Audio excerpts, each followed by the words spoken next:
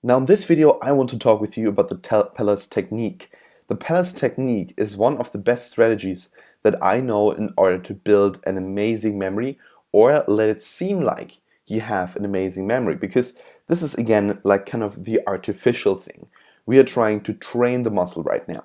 So the Palace technique lets you think about, well, guess, a palace. So what you want to do is basically imagine what's in all of these rooms inside the palace. So what you want to do is connect information with another information in order to make it more vivid. So, for example, we have to remember the task, we have to remember the numbers 3, 17, 24, 99, 4, 78, 8, and 77.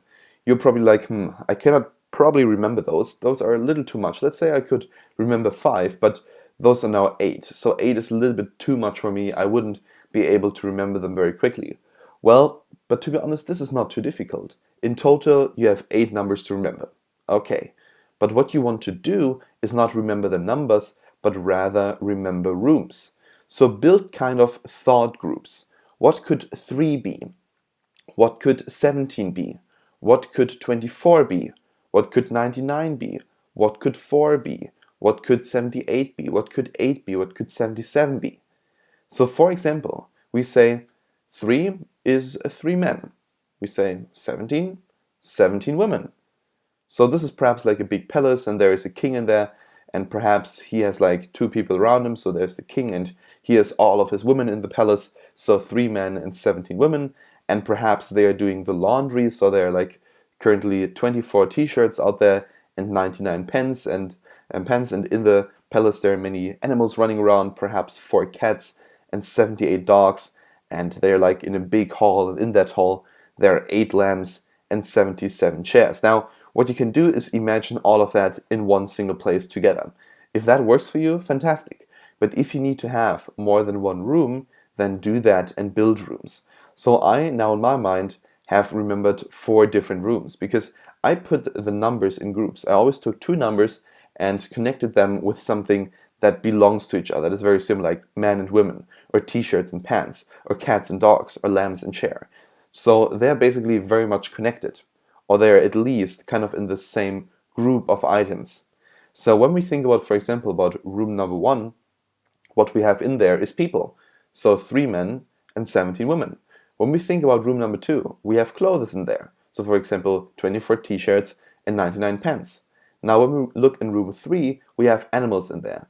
So we have 4 cats and 78 dogs. And when we look at room 4, we have furniture in there. So 8 lamps and 77 chairs.